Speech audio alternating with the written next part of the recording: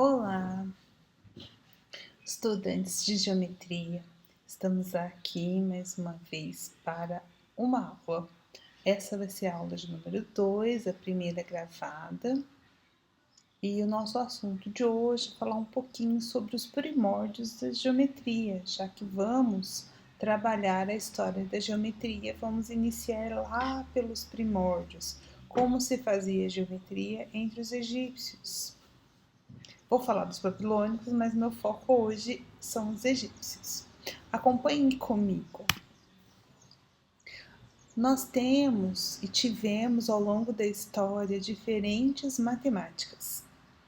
Então, tem uma matemática que foi desenvolvida pelos povos, principalmente egípcios e mesopotâmios. Mesopotâmios são aqueles povos que viviam ali hoje, né, que é o Oriente Próximo, entre os rios Tigre e Eufrates. Os egípcios mais conhecidos de nós, né, nós conhecemos mais os egípcios, vivendo no norte da África. Eles desenvolveram uma matemática conhecida como matemática prática. Por que matemática prática? Matemática prática por quê? Porque envolvia cálculos e algoritmos, ou seja, método para resolver problemas, sem preocupação com enunciar resultados, fazer explicações, ter demonstrações, nada disso. Tudo muito prático. Eles tinham os problemas, alguém encontrava uma maneira de resolver aquele problema e fazia uma receita de como outros poderiam resolver aquele tipo de problema. Simples assim, né? Porque então eu escrevi aqui problemas numéricos, nada preocupado em generalizar ou explicar. Quem vai fazer esse outro tipo de matemática que nós conhecemos hoje, com explicações racionais, com resultados lógicos, com a preocupação de generalizar os resultados, se vale para essa ou aquela situação, foi um outro povo antigo, foram os gregos, que vêm depois, essa civilização, a herança da civilização grega, vem depois de egípcios e mesopotâmicos. Os gregos, eles estreiam, eles dão uma nova cara para uma matemática, agora não preocupada com problemas numéricos, mas com generalizações e resultados mais gerais, chamada de matemática racional. Essa matemática racional, então, vai estar preocupada com argumentações bastante consistentes e as demonstrações. Essa é uma nova matemática, como vocês podem perceber. E essa matemática, essa forma de pensar dos gregos, vai ajudar a ordenar as ideias em sequências lógicas para encontrar os princípios fundamentais, coisa inexistente na matemática prática. Então é por isso que, apesar de conhecer o resultado, falando especificamente de um resultado de geometria, né? Porque aqui eu estou falando de matemática de forma geral, né? Mas falando de um resultado de geometria bastante conhecido, como é o Teorema de Pitágoras. Os egípcios e os babilônicos, babilônicos, já vou explicar, né? É o povo mais conhecido ali da Mesopotâmia. Bom, então o resultado, ou seja, que eu consigo trabalhar com números de tal forma que esses números sejam lados de um triângulo retângulo e que existe aquela relação de que o quadrado de um, no caso que os gregos chamaram de hipotenusa, é igual à soma dos quadrados dos outros, egípcios e mesopotâmicos conheciam e utilizavam. Porém, eles usavam triângulos específicos, coisa que os gregos já transformaram num teorema, já generalizaram, descobriram que isso vale, essa relação vale para qualquer triângulo, independentemente de medida, independentemente se esse triângulo foi construído ou não. Perceberam a diferença? Então, são matemáticas diferentes, formas de fazer matemática bem diferenciada. E aí, caindo no que a gente precisa, que eu falei da matemática geral, mas agora da geometria, então eu trouxe aí duas imagens para nos lembrar esses dois povos que eu estava falando, né? que são os mesopotâmicos, por isso que eu trouxe aí. Eu não sei se a gente conhece muito as pirâmides egípcias, mas muitas vezes não lembramos dessas imagens. O que está aí nessa imagem abaixo, à esquerda, é uma zigurate, é uma pirâmide babilônica. Vendo que ela é um pouquinho diferente, ela é mais quadradinha, a base dela não tem a pontinha, e ela é construída com tijolos, que é uma das heranças dos babilônicos, e não com pedras, como é as pirâmides egípcias, porque no Egito eles conseguiram trazer pedras, mas na planície ali mesopotâmica não existia pedras, não dava para ter pedreiras, enfim. E então eles inventaram, sim, foram os babilônicos, inventaram os tijolos que a gente usa nas nossas construções. Então as construções babilônicas foram feitas com tijolos. É por isso que elas não sobreviveram. Você não vê nenhuma pirâmide lá no Iraque, não é verdade? Por quê? Porque os tijolos se foram com o tempo. Já as pedras das pirâmides egípcias permanecem por lá e nós temos as pirâmides em pé até hoje. Então, bom, falei um pouquinho dos povos, né? Os egípcios e os babilônicos. Então, tem os babilônicos com essa zigurate representada aí nessa imagem, e eu tenho uma outra imagem que eu gostei mais, que tem aí um grupo de arquitetos egípcios planejando uma pirâmide, né, no projeto, discutindo e tudo mais, usando os conhecimentos matemáticos que eles tinham. E os conhecimentos matemáticos e geométricos, principalmente, que eles tinham, não eram poucos. Haja vista o que eu acabei de falar, eles deixaram pirâmides que estão em pé até hoje, então eles tinham um certo conhecimento e um conhecimento mais avançado do que muitas vezes a gente supõe. Porém, a matemática deles, como eu disse no slide anterior, era uma matemática prática, então a geometria também. Essencialmente, a geometria deles era uma geometria métrica, de cálculo, específica para aquelas situações que eles trabalhavam. Então, o que eles trabalhavam de geometria? O que eles faziam? Eles calculavam basicamente comprimentos, áreas e volumes. Bem, como é que foi o desenvolvimento dessa geometria? Muito antes que se compilasse esses conhecimentos, o homem criava. Então, olha só, o que isso quer dizer, né? Que nós temos um livro bastante antigo, bastante famoso, que nós falamos no nosso encontro da aula passada, que é Os Elementos de Euclides, que foi uma compilação da geometria.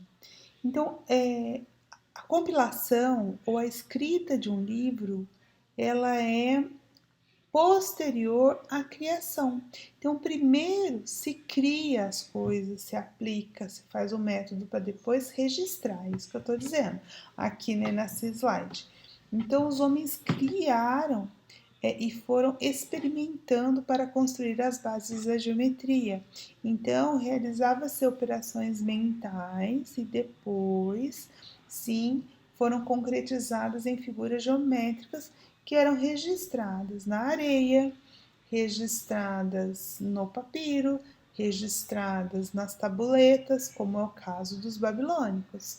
Então, primeiro há esse processo de criação, de pensar, de resolver os problemas que se apresentavam na vida desses povos, para depois escrever algo.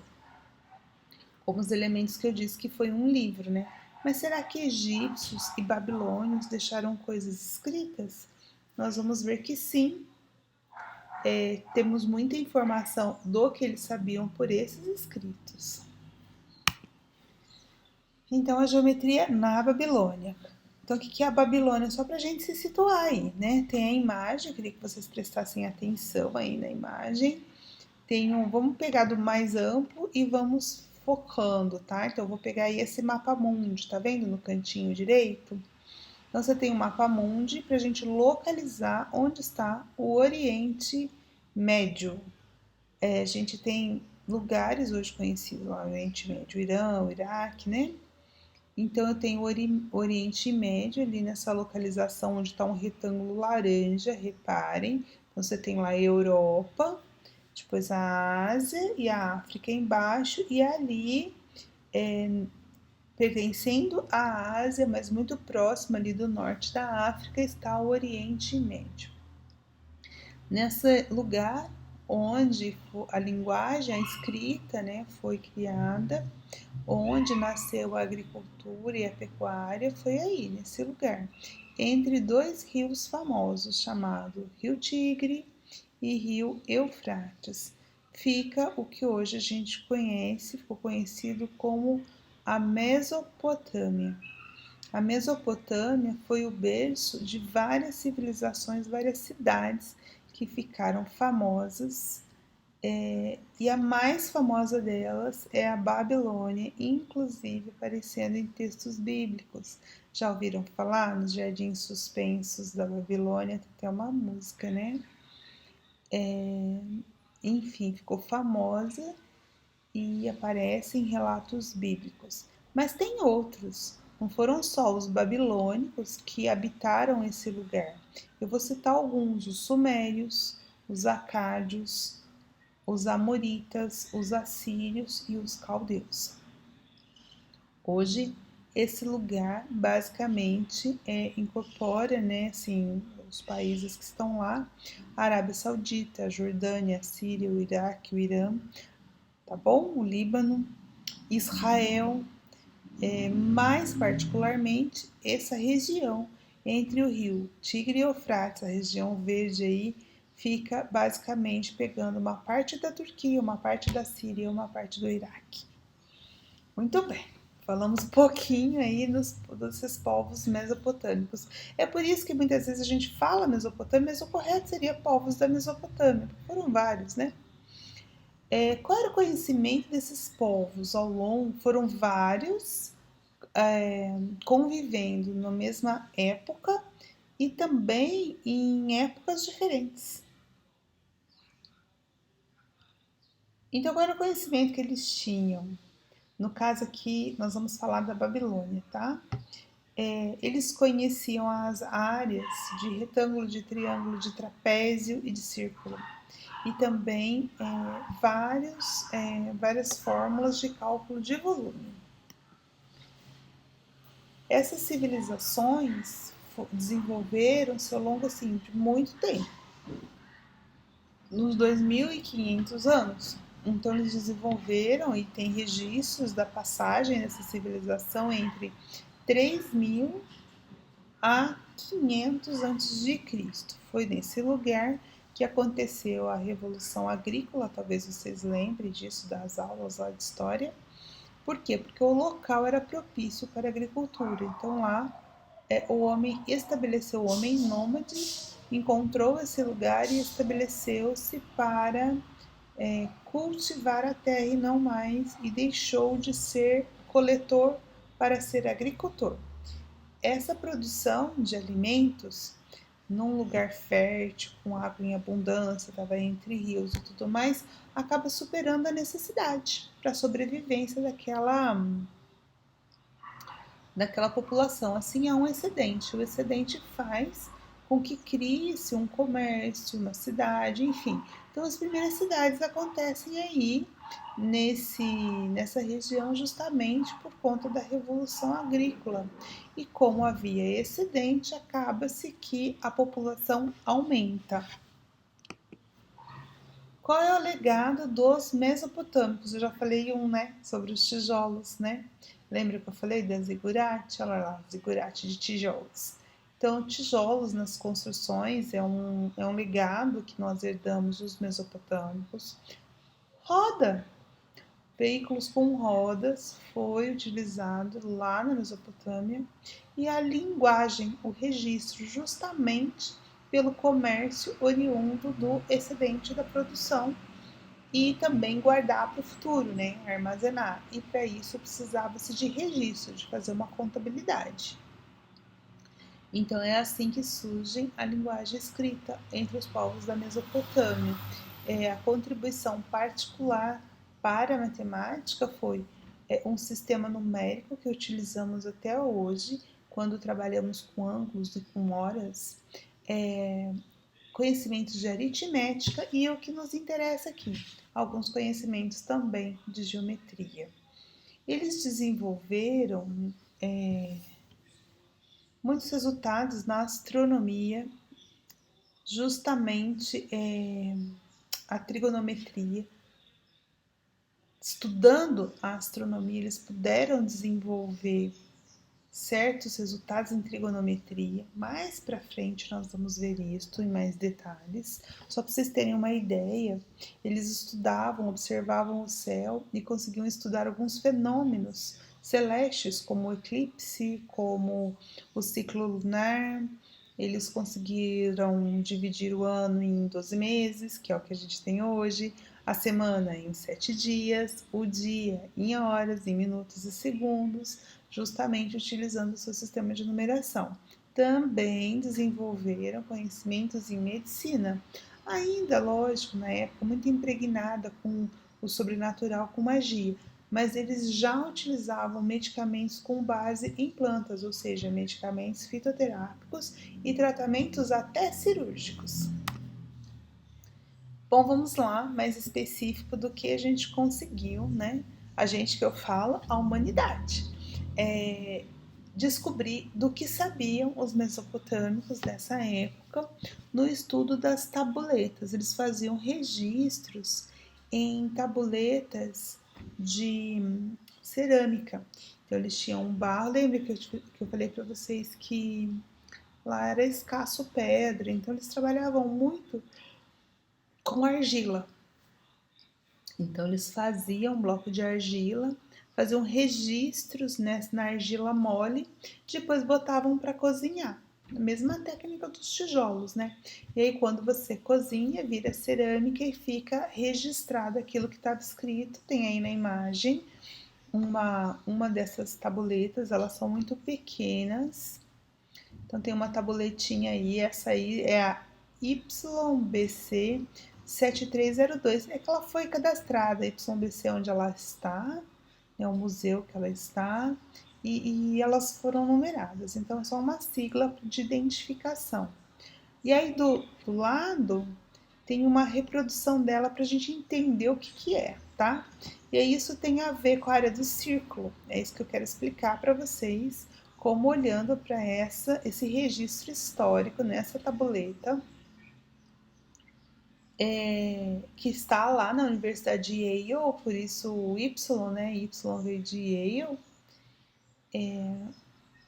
Como é que eles sabiam a área do... Quer dizer, como eles sabiam, nós não sabemos. Mas que eles sabiam calcular o perímetro, né? A circunferência, o comprimento da circunferência, eles sabiam. Vamos ver?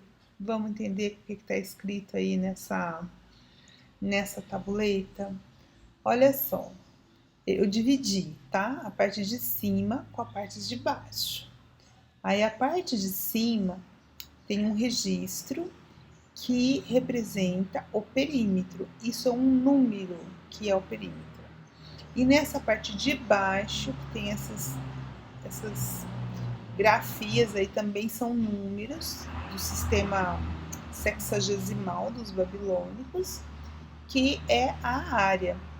Aí tá do lado, né, a representação desses números. Olha só, no meio aí é 45, depois tem um 3, tá vendo que é o perímetro que eu tô falando para vocês, esse em vermelho é o perímetro, é 3, esse número do meio, 45, e tem um número do lado que eu não circulei, né, que é o 9. Então é isso que eles estão representando aí, são números que estão nessa tabuleta. Como é que eles fazem? Então, bom, eu vou lembrar primeiro e depois a gente vê como é que eles fazem. Vamos lembrar a área do círculo? Você tem um círculo, né, qualquer. Como que eu calculo a área? A gente sabe hoje, tá, conhecimento atual, πr quadrado, não é isso? Pega o raio, leva o quadrado, multiplica pela constante π, que é aproximadamente 3,14. E o comprimento de uma circunferência? vai ser 2πr. Isso a gente já sabe, né? Então, o que a gente pode fazer? A gente pode, aí nós vamos juntar essas duas informações. Eu tenho a área e tenho o comprimento. Então, se eu tiver o comprimento, eu posso descobrir qual é o raio. Fazendo o quê? Passando, né, o 2π dividindo. Então, o raio, se eu tiver o comprimento, pode ser obtido pela divisão do comprimento por 2π. Bom, agora vamos substituir isso lá na área. A área não era πr quadrado? Agora eu achei o r em função do comprimento, não foi isso? Então, substituindo o r lá na fórmula da área, o que eu tenho? Que a área é 1 sobre 4πs quadrado. Entenderam como é que chegou? Peguem o caderno, vai registrando fácil. Pega esse r, s sobre 2π e eleva ao quadrado. Vai dar o quê? S quadrado sobre 4π ao quadrado, né? Não é isso? Então, o que você vai ter? Você vai ter que a área é 1 sobre... Por quê? Porque o π vai cancelar... vocês têm que fazer aí, tá? Que eu não fiz aqui em detalhes. Mas substitui lá, você vai cancelar um π, vai sobrar um π, só vai ficar 1 sobre 4π s quadrado. Então, é uma forma que eu tenho de relacionar a área do círculo com o comprimento da circunferência. Olha só o que eles fizeram. Então, guarda isso aí, né? Deixa guardado, isso aí é o que nós sabemos hoje. Olha só o que a gente pode deduzir desses números aí. O 45, o 3 e o 9. A área do círculo é obtida dividindo-se o quadrado da circunferência por 12. Então, o que eles fizeram? Olha só. A área, eu vou pegar o comprimento, elevar ao quadrado e fazer 1 sobre 12. Isso era a fórmula que eles tinham, tá bom? Então, qual é a fórmula que nós temos? Vamos comparar as duas. A fórmula da dedução que a gente tem é que a área é 1 sobre 4π s quadrado. Compara com o que eles tinham. A área é 1 sobre 12 s quadrado. O que a gente deduz disso? A gente consegue deduzir o valor de π. Vocês concordam? Que é 3. Olha só, porque para dar o 12, 4 vezes π, para dar o 12, o π tem que ser 3, certo? Então, a gente percebe por essa tabuleta que eles usavam a aproximação 3 para o π em muitas situações. Mas em outras situações, eles usavam uma aproximação melhor. Então, eles sabiam que não era 3, que era 3 e mais alguma coisa. Mas em algumas situações eles arredondavam para 3. Aí eu já tô colocando aí, porque a gente vai ter que juntar conhecimento, né? Aí tem outros lugares que eles usam que o π é 3 mais 1 oitavo. Faz a conta aí, o que é 1 oitavo? Pega 1, divide por 8, o que vai dar? Vê se dá próximo do π. É óbvio, gente, que eles não sabiam o que nós sabemos hoje, que é um número irracional, que não se repete, mas era uma boa aproximação. Vejam aí se não é. Faz 3 mais 1 oitavo e comparem com a aproximação que a gente usa de 3,14. Vocês vão ver que eles tinham uma aproximação muito boa. E isso, gente, 2000 anos antes de Cristo. Muito bem, outra tabuleta, a YBC 7290. Eu coloquei lá a sigla e só agora eu estou explicando, né? Eu falei para vocês que estava na Universidade de Yale, então YBC é o que? Yale Babylonian Collection, né? Então, a coleção babilônica da Universidade de Yale. Lá tem outra tabuleta, olha aqui ela, né? A YBC 7290, que vai nos trazer a informação da área de um trapézio. Então, eles desenharam aí um trapézio, vocês podem ver? Tá vendo? Eles desenharam um trapézio na tabuleta e colocaram números. Então, você consegue ver que tem um número em cima, representando o comprimento desse lado, um número aqui da base maior e um número ali na base menor e um número dentro, tá? Então, a gente vai fazer uma tradução, porque nós aqui não estudamos o sistema babilônico, não é nosso interesse, então fazendo uma tradução, eu vou pedir para vocês olharem para a parte de baixo, já para os números decimais. Quais são os números que estão aparecendo aí, olha. Aparece 140 em cima, aparece aqui 140 na base maior, 120 na base menor e 18.200 dentro. O que significa essas coisas, né? Dentro vai ser a área e esses números aí são, esses 3 valores são os comprimentos dos lados, pelo menos de 3 lados desse trapézio. Então, qual é a fórmula? Vamos lembrar, né, os nossos conhecimentos. Qual é a fórmula que a gente tem para calcular a área de um trapézio? É base maior mais base menor dividido por 2 multiplicado pela altura. Então, fazendo essa conta com esses dados aí da tabuleta, nós vamos chegar que a área é exatamente 18.200. Então, significa que eles faziam uma conta bastante similar, uma fórmula bastante similar ao que a gente usa hoje da área do trapézio. Tá vendo, gente, quanto conhecimento eles tinham?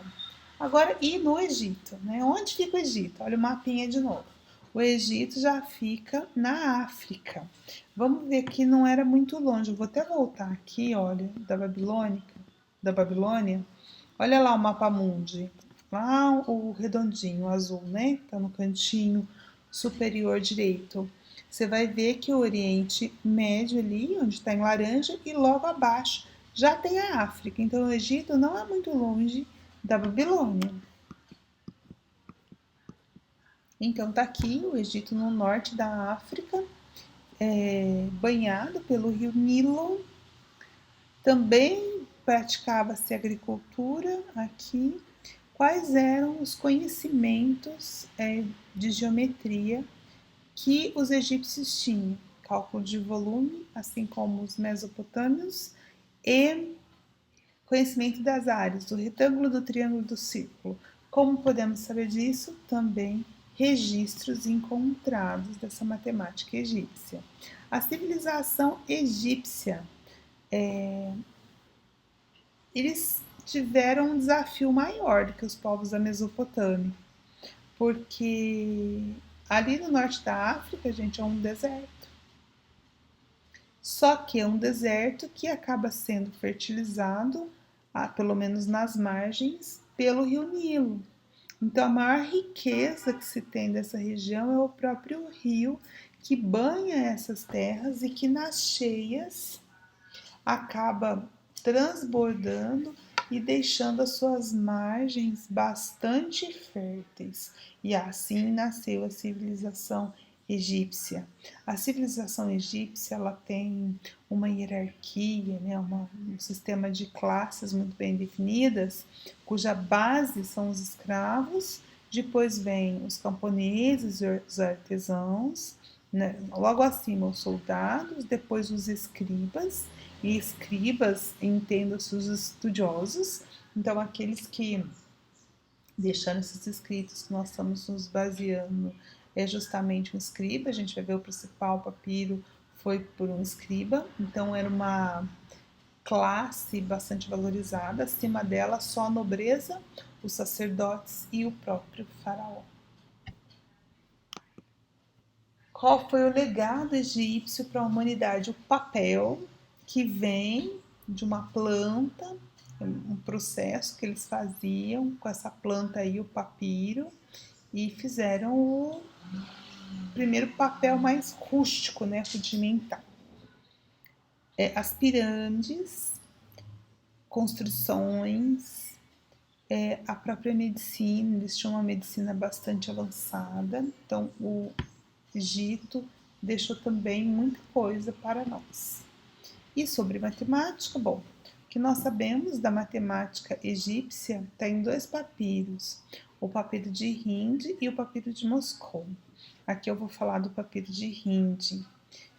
Na verdade, o papiro de Hind é quem descobriu, né? Quem comprou, na verdade, esse papiro, foi descoberto por uma pessoa do lugar e vendeu para esse egiptólogo inglês chamado Alexander Henry Hind.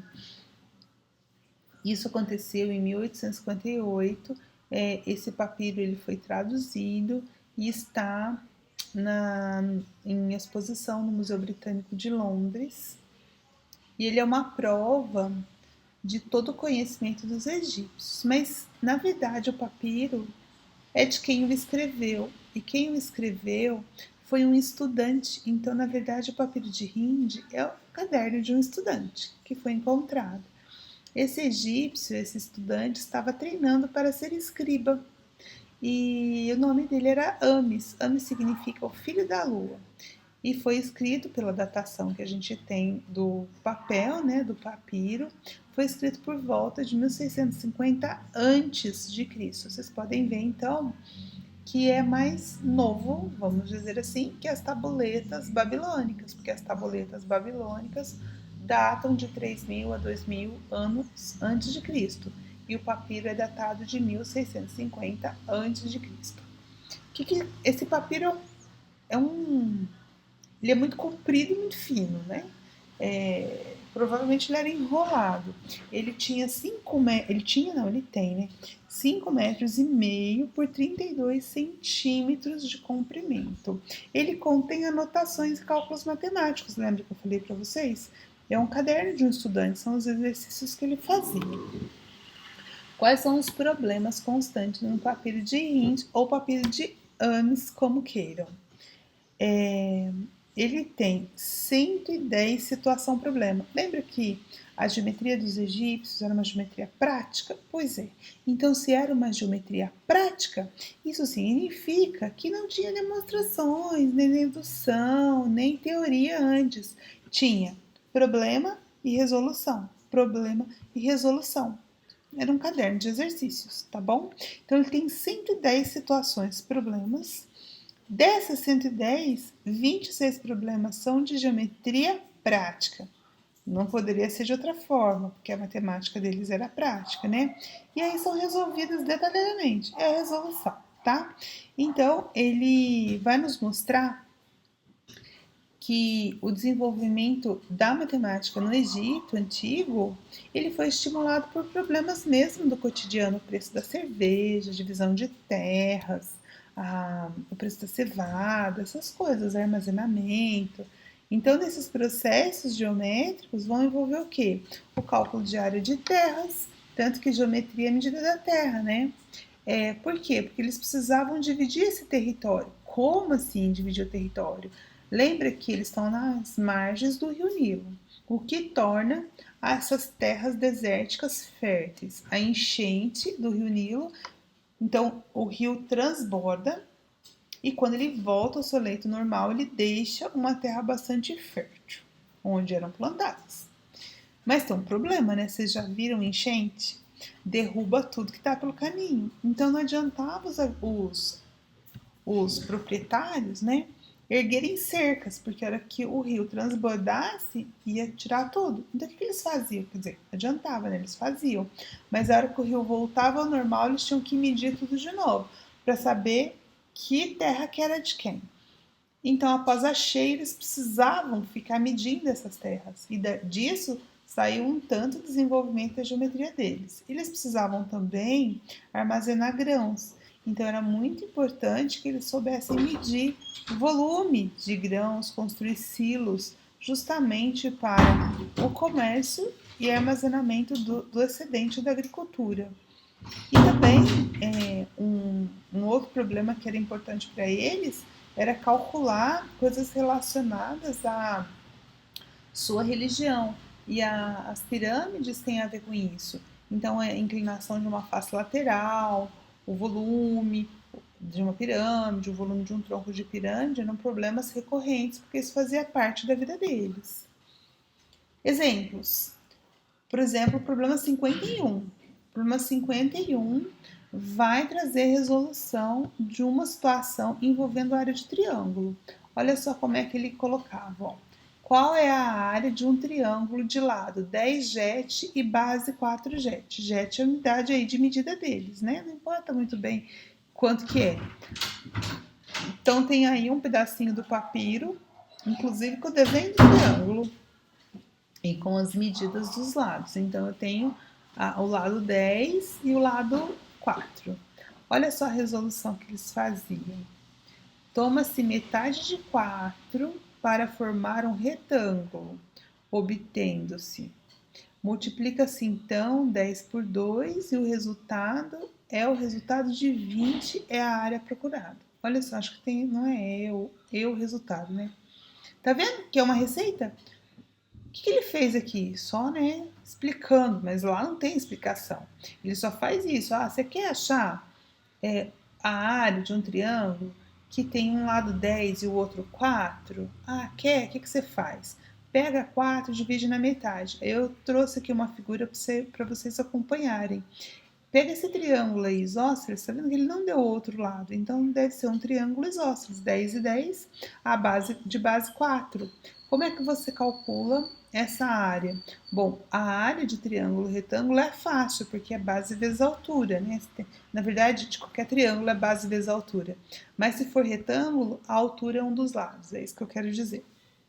Então, o que acontece aqui, se você pegar esse triângulo isósceles, dividir ao meio, ou seja, fazer um eixo de simetria, você consegue dividir esse triângulo em 2 triângulos retângulos. Então, qual é a área de um desses triângulos retângulos? É base vezes altura. A base vai ser 2, né? Porque você pegou 4 e dividiu em 2. E multiplica pela altura, que é 10. Então, 2 vezes 2 dá quanto? 20. Então, isso, né? Isso. 2 vezes 10, que era 20. Então, eles conseguem fazer isso, encontrar essa área procurada, fazendo essas jogadas, entendendo como é que foi a divisão, tá? Então, a resolução de Young supunha, como eu disse para vocês, que esse triângulo era isósceles, dividia ele em 2 partes iguais e formava, então, um retângulo, tá vendo? Porque, veja bem, aí eu vou entrar em mais detalhes aqui. Por que é 20? Olha só. O que a gente sabe? Que a área do triângulo é base vezes altura dividido por 2, não é mesmo? Então, quando eu faço base vezes altura, que foi o que eu acabei de falar para vocês, eu estou fazendo o quê? A área do retângulo. Então, quando eles fazem isso, divide por 2, multiplica por 10, eles estão achando a área de um retângulo. Mas veja, esse triângulo que eles estão achando são 2 pedacinhos, que na verdade a área desse triângulo retângulo, esse metadinha aí, seria 10 vezes 2 mais metade disso, concorda? Mas como são 2 triângulos, é por isso que já dá direto. Então eles já faziam direto sem ficar discutindo isto, tá bom? Compreendido, gente, esse problema aí, 51 da área do triângulo? Outra coisa que eles sabiam fazer era a área do círculo. Vamos ver, olha, é muito interessante esse da área do círculo que eles fazem. Mas olha o problema, um campo circular tem 9 quiete de diâmetro. Qual é essa área? Aqui eu trouxe a informação do quiete, é a unidade de medida que equivale a 50 metros. Olha, então é um campo grande, né? É um campo cujo diâmetro é 50 metros.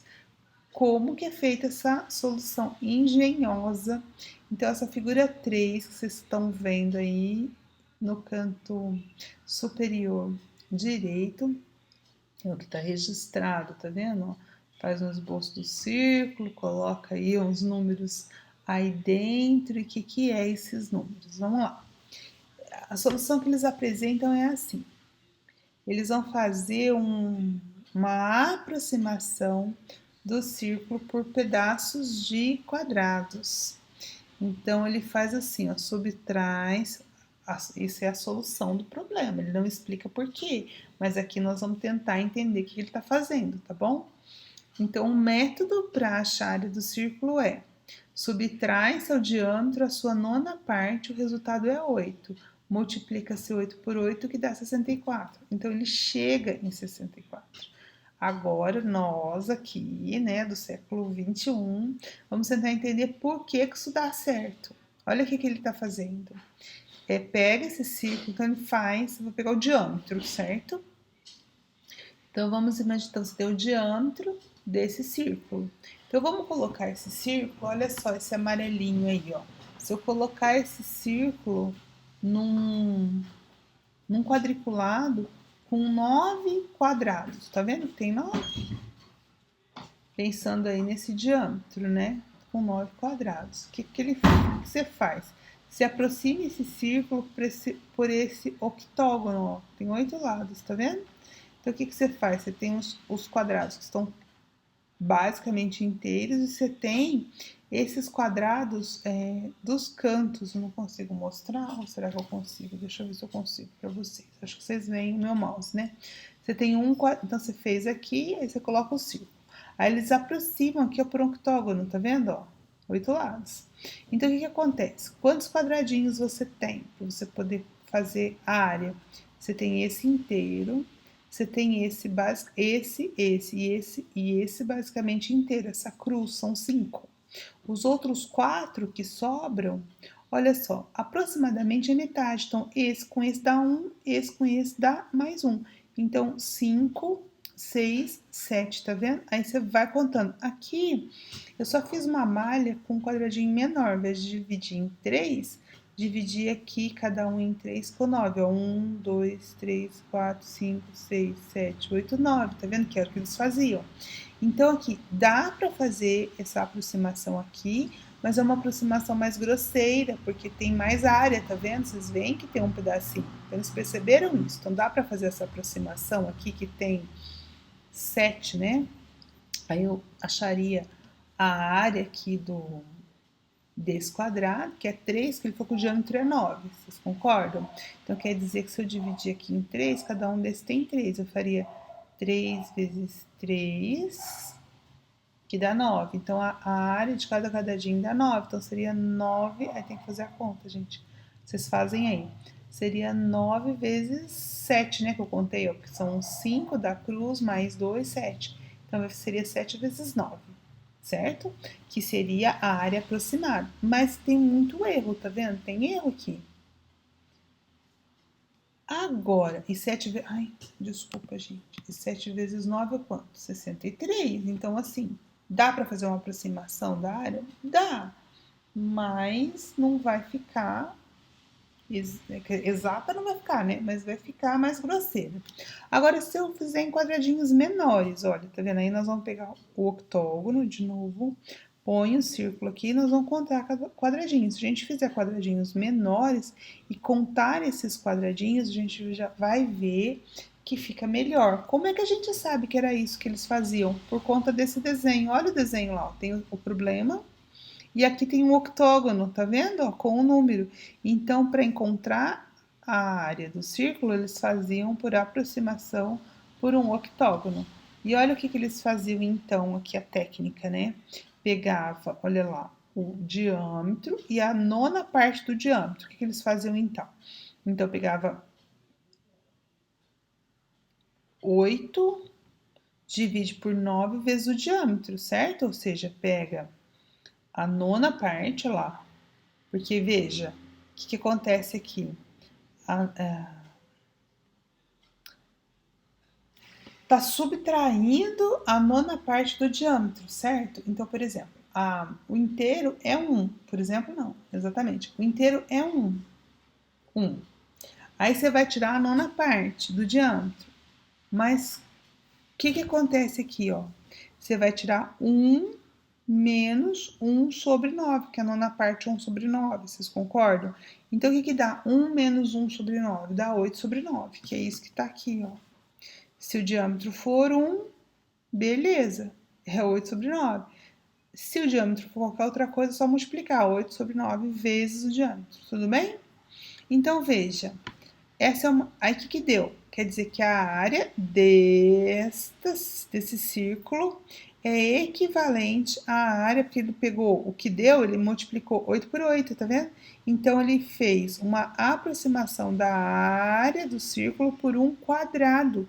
Então, é o que os gregos depois vão conhecer como quadratura do círculo, que é encontrar um quadrado que tem a mesma área do círculo. A gente vai ver no futuro com os gregos e mais o entendimento depois dos gregos que isso é impossível, exatamente. mas aproximadamente dá resultados muito bons. Aí eu vou pedir para vocês calcularem.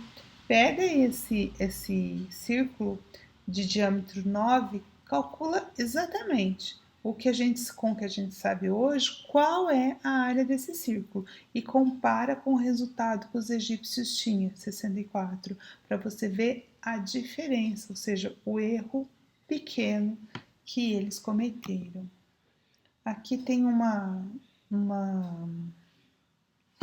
explicação, né? Eles não tinham essa explicação, não vou me cansar de falar. Eles não tinham essa explicação nenhuma. Nós é que aqui pegamos o que eles fizeram, a única coisa que aparece lá é essa solução, que é a resolução, e essa imagem só, tá? O resto nós é que estamos fazendo. Então, uma justificativa para o que eles faziam era o seguinte: está aproximando por um octógono. Lembra que nós vamos dividir em mais quadradinhos para ficar mais exato. Então, a gente tem que tirar essas partes aqui, ó, cinzas, tá vendo? Ó? Porque a área é só a parte branca. Então, o que, que é isso? É pegar um quadrado, então eu peguei um quadrado que contém o círculo. Então, eu peguei um quadrado, um círculo inscrito nesse quadrado, que no caso é um quadrado de lado D, porque o diâmetro do círculo é D, foi dado. Então, o que seria a área desse quadrado? Lado vezes lado, a gente já sabe, né? Mas não pode ser este quadrado, por quê? Porque eu tenho que tirar essas áreas aqui achoradas. O que eles fizeram? Eles descobriram que se eles contassem esses quadradinhos, era equivalente eles tirarem essa faixa, ó. Faz a conta para você ver. Quantos quadradinhos tem aqui, ó? Tem 9. E aqui? Teria 9, mas um tá comum, né? Então, é 9 mais 8, certo? 8 mais 8, 16 mais 1, 17 quadradinhos. Então, eles viram que, se eu contar os quadradinhos daqui, olha, 1, 2, 3, 4, se eu juntar esses dois dá 1,5. Então, 4,5 mais 4,5 mais 4,5 mais 4,5 dá quanto? 18. Então, é aproximadamente tirar essa faixa e essa faixa, se fosse 9 com 9. Então, a perda, na verdade, é um quadradinho só. Então, eles fizeram isso. Eles pegaram e transformaram esse pedacinho da aproximação por um octógono em faixas, e aí eles chegaram que a área desse círculo, pelo menos do octógono que eles estavam aproximando pelo círculo, é equivalente à área desse quadrado aqui, ó, de lado 8 nonos por 8 nonos, vezes o diâmetro, né? Que isso multiplica. Em outras palavras, eles conseguiram uma aproximação de π, não é mesmo? Porque a área do círculo tem a ver com π. Os babilônicos usavam, pelo menos naquela tabuleta, uma aproximação de 3. E os egípcios, vamos ver? O que eles fizeram? Eles pegaram a área, né, e calcularam de que jeito? Eles pegaram o diâmetro do círculo e tiraram 1/9 do diâmetro. O que é isso? É D menos D sobre 9, certo? Então, e depois ele vai ao quadrado. Pode ver que foi isso que eles fizeram, olha. Subtrai-se ao diâmetro a sua nona parte, que é 8. Então, pega o diâmetro, tira 1/9 do diâmetro, vai ficar 1 menos 1/9 vezes D, certo? E aí depois isso para eles, no caso específico aqui, numérico deu 8.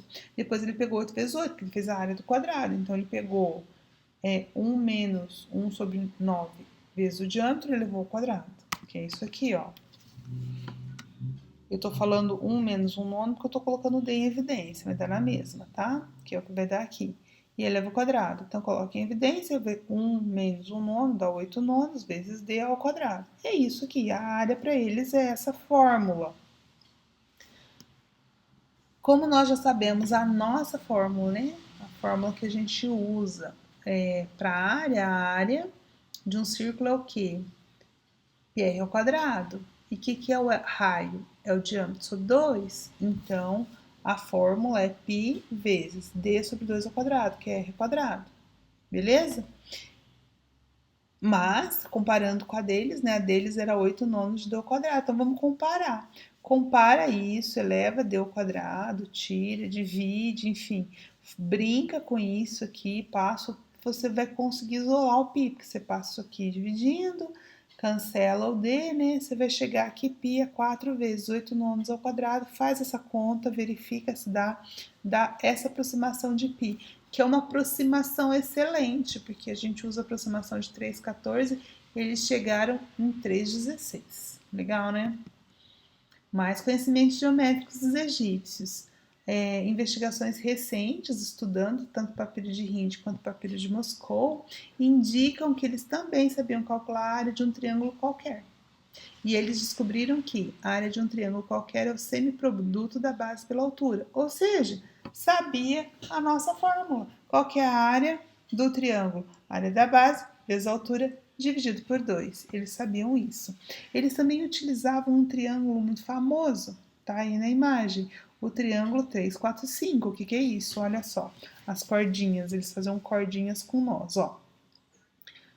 A base aqui, ó, 3, ó, 1, 2, 3, 1, 2, 3, 4, então 3, 4, e aqui para fechar o triângulo dava 5. Esse triângulo é um triângulo, a gente chama hoje de triângulo pitagórico, então triângulo pitagórico já existia milhares de anos antes de Pitágoras. Pitágoras vai viver, gente, no século 4, acho que é 4, gente, 4 antes de Cristo. Isso que nós estamos falando é um conhecimento de 1600 a.C. Isso significa 16 a.C., né? Século 16. Então, 1200 anos antes de Pitágoras, já tinha um triângulo pitagórico. O que significa isso?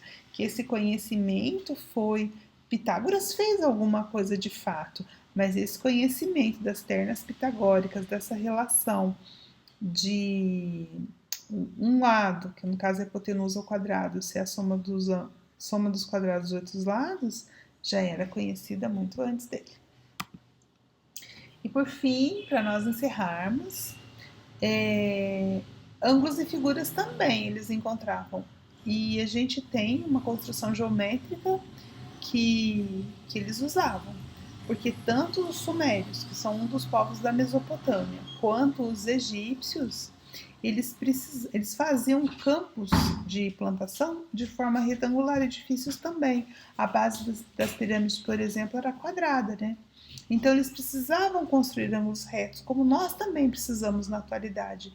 Pode ver os nossos prédios, as nossas casas, os nossos monumentos, é tudo com base em retângulos e quadrados. Então, construir ângulo reto era importante. Dava para construir ângulo reto usando o triângulo retângulo, principalmente o 3, 4, 5. Eles faziam isso, eles faziam um esquadro 3, 4, 5, né? Mas tem um outro conhecimento que aparece no estudo dos conhecimentos egípcios, que é essa técnica, olha só. Eles pegavam duas estacas são madeira, né, fincada no chão. Eles cravavam duas estacas na terra, assinalavam então um segmento de reta, né, ligando essas duas estacas, prendiam e esticavam cordas. Essas cordas iam funcionar a maneira de compasso, porque se você amarra a corda, o comprimento da corda é fixo, então você consegue fazer círculos. Então eles tinham dois arcos de circunferência que se cortavam em dois pontos, e a hora que eles uniam esses dois pontos, eles determinavam um ângulo reto. É o que a gente faz hoje para encontrar a bissetriz. A hora que a gente faz a bissetriz, na verdade a gente está achando uma reta perpendicular. E eles já faziam isso para construir ângulos retos.